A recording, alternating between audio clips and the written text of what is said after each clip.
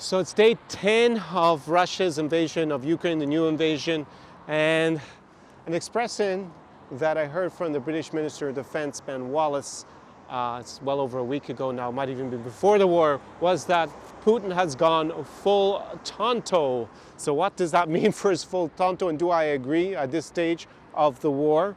Well, full Tonto, expression never heard before in my life as a native English speaker. Tonto is the Spanish word for stupid or foolish or a bit crazy. I guess that's the sentiment he was trying to give, is that basically Putin is not in his right mind, and he's making a lot of, it would be a huge mistake to have launched this invasion. Well, definitely after day 10, or on day 10 as it is now, it's not looking the best for President Putin and his state of mind.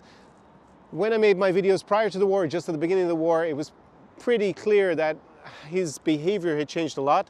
Now yesterday, I watched the speech that he gave, and he again behaved even more strange. At one stage he stood up, he tied his button on his suit, stood there for a while and sat down again and started talking, saying that everything was going to plan. Well, I don't know what kind of plan he had, because it's day 10 and they have seized at this point Kherson, Melitopol, Berdyansk, and I guess they're still in control of Enerhodar, and they're not really in control of anything else that's major strategic. So I don't know what his original plan was supposed to be, because unless he assumed it was going to take a few weeks at least to control Ukraine, then they're definitely not going according to plan. And then he made an incredible statement that he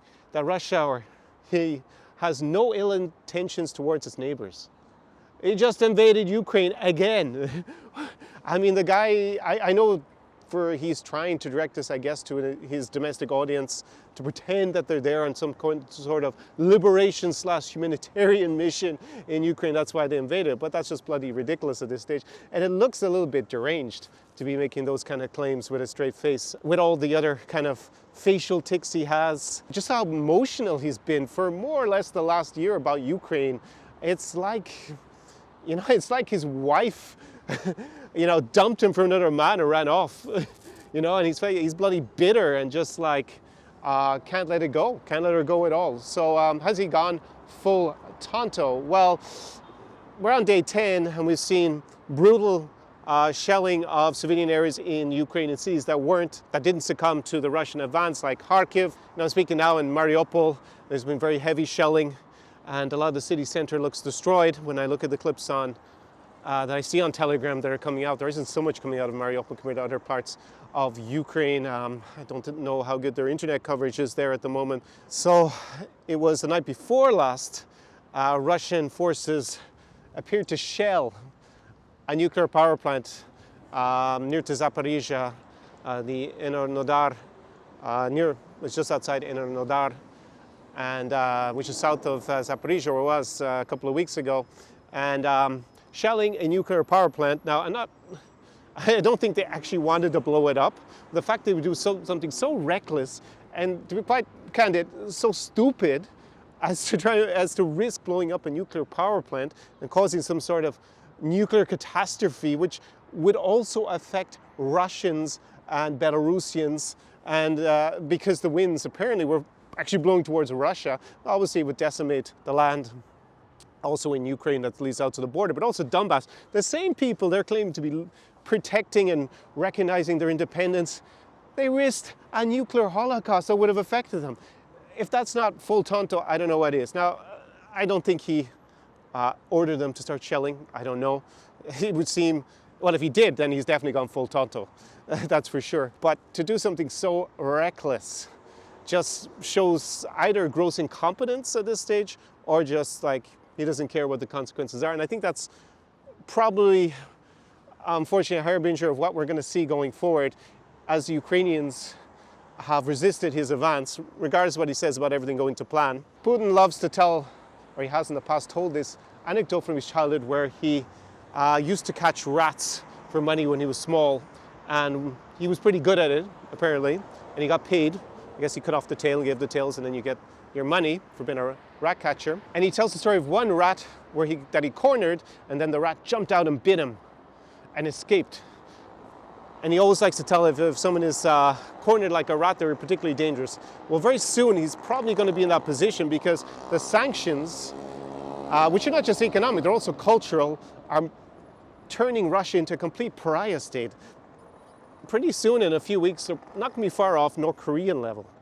And that's going to make him more desperate for some sign of a victory for all this suffering that the Russian people are about to go through. Never mind, having raised, he's already damaged, considerably damaged the center of Kharkiv and Mariupol. Not that they're showing those images, I guess, on Russian TV or to the domestic audience, but he's going to have some victory because a lot of Russian soldiers are going to have died. Russia has already admitted that 500 have died, but that's probably an underestimate. Ukraine is claiming closer to 10,000. That's probably an overestimate. Of course, both of them have incentives to exaggerate one way or the other.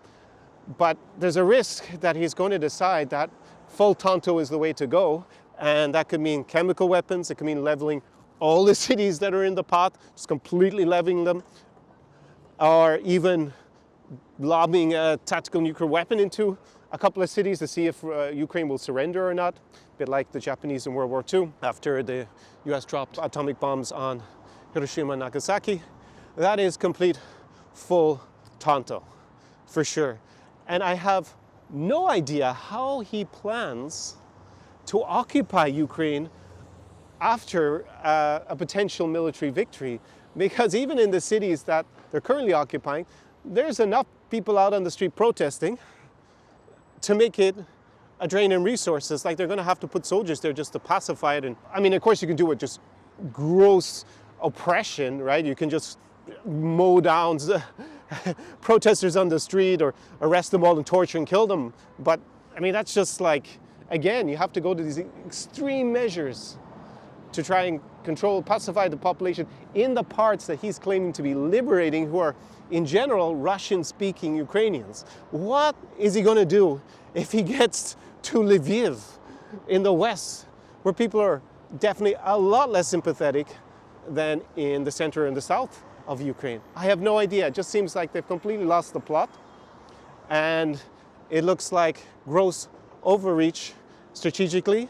And the best thing for Russia, and Russian interests, would be to stop the war, definitely if they manage to take Mariupol, and just declare that their operation is over, their military interventions, they like to call, is over.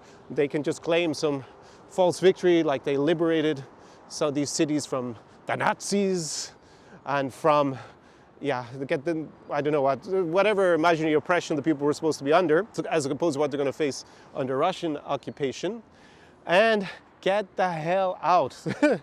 At most just stop the war and try to control what they have, because if they keep going, they're not going to be able to occupy these places. It doesn't look like to me so far. So it just looks like a complete strategic mistake. And but I don't know if Putin will do that, because in his interests, he's going to look weak, because he's going to have to go back and say, we're an international pariah. Our economy has crashed. The price of normal staples has gone up 50% in Russia. It's probably gone a lot more. It's very hard to get foreign currency. There's lots of dead Russian soldiers. Eventually come out that they wrecked these cities. The local population, there's a lot of resistance to them. And how is he going to justify that to Russian people, that he captured Mariupol or Kherson? The average Russian doesn't give two hoots about any of these places. Yeah, they might feel a little bit emotional about Odessa, but they don't care about Kherson, and they definitely don't care about Mariupol. They were never planning to go there. They've probably never been there. Most of them would probably struggle to find it on a map. They also don't really care about the people in Donbass when it comes down to it enough to sacrifice, their entire livelihoods. So this is the real scary thing, is that even though it's clearly not in Russia's interest whatsoever what he's doing, it may turn out to be in his interest, and that can make him a very dangerous, cornered rat. So has he gone full Tonto? Well, he's getting there if he's not there already, and that's something to be very worried about.